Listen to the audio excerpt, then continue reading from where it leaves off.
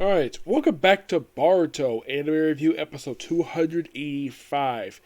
Yeah, we're on the penultimate episode for the Sasuke story arc. Yep, it's got one more episode to go. It's airing next week. It's called The Ring. This was the sky descending to Earth.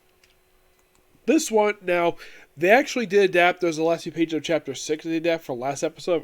I forgot to mention, I guess I look that far. This episode pretty much adapts from the entirety of chapters 5 and 6 and about halfway through chapter 7.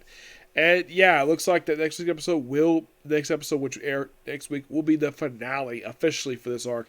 And we're going to go straight into the code arc. I originally thought this was going to be a 4-parter. That's what I actually heard. And then apparently they decided to extend it by 1 week, probably because they need to finish adapting the story.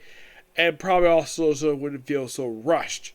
I think 5 parts is perfectly fine for a book that has 8 chapters. And if you're curious, how long is this book? It is 170 pages. Okay, you might be asking, what happened in this episode? Well, a few different things going on. We start off with Sakura, where she... Well, I think one thing I forgot to mention last episode is what happened after Sasuke left the room, which they skipped, which actually, that was from a later portion of chapter 6 they put in the episode. What's got the Sasuke camera in the middle, which, well, that's actually from chapter 6. This episode starts off with Sakura receiving a message from Kakashi. Yes, about the movements of the Prime Minister. Yeah, tie into what happens in the Kakashi book. Yeah, I'm hoping one day we get a full adaptation of that book. Even we get part of that here. So, for about that, and of course, basically the plan with the Star of Heavens. And of course, then we also see Sasuke when he's on the roof. Yeah, of course, Sakura's going to look for Sasuke. Of course, find him goes to the cafeteria, hope find him there. Nope, not there. And of course, talks with the old man who usually is Sasuke's cellmate, and sees this about Sakura trees, where he also thinks about his wife, Sakura. Like, oh, how romantic. The fact he thinks about this tree when he thinks about his wife. Yep. And we have Sasuke to Jude, where, like, talk about, like, the particular this acorn thing, and then they see this lake, and apparently it was made by a meteor. So, yeah. So Sasuke and Sakura meet up with each other later on through basically comparing notes, and they even, like, have a bit of a romantic moment when they talk about a ring, something they talked about last episode. And then, of course, after they chat for a while, of course, they hold hands, which is so romantic. Probably the first time Sasuke's ever held Sakura's hand that I can think of. Then, of course, Sakura forms the hand size to unleash the Ultra Particles.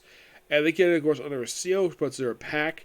Of course, before she left the room, she basically took off her coat. And you probably noticed she's wearing the same exact outfit her daughter is currently wearing right now. Yes, seriously. Yeah, just by sheer coincidence, the same exact outfit. I actually think this might be the outfit she wore from part 1. Yes, I think so, because part 2 was a complete different attire. Because part 2, she actually had gloves. Here she doesn't have gloves on. So after the Ultra Particles, and all of a sudden, after chatting for a while, they get the Ultra Particles, there's an explosion happen at the observatory, and a bunch of dinosaurs show up. Yes, a bunch of dinosaurs. They don't call them dinosaurs. Oh, no, they call them something else. But literally, they're freaking dinosaurs. Heck, the Dragon Beast is a little raptor. And we see Zeus where he's riding a pterodactyl. Yes, a pterodactyl.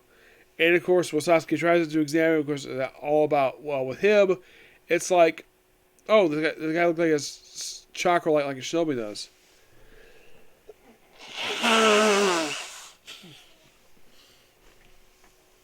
And then, of course, basically, they try to handle it out here. Of course, in the book we're having afterwards, we have Minnow turning to Sasuke's side, which they basically put in last week's episode, which they cut out here, put in last episode, which I just reviewed previously. Meanwhile, though, Sakura is looking for the director, even though Sasuke found him first. Actually, the director found him, and of course, Sakura breaks a wall, frees the prisoners, and runs to Jude. It's like, oh, should we evacuate and compare notes?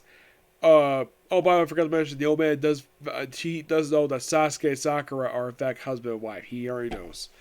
And meanwhile, the Jude, after she reveals his, reveals what's going on. And then, of course, June stabs her in the back. Yep, he stabs the back. Basically, he's working for Zoo all along. Yep. And he used the Ultra Particles to revive his girlfriend, who apparently is dead. They kept saying, oh, she's alive. And it turns out, nope, she's dead. And he uses Ultra Particles to bring her back. Sasuke also brings up about the reanimation jutsu, which mentions the forbidden. He does not bring up the fact that it was the Sasuke who invented this jutsu. Yes.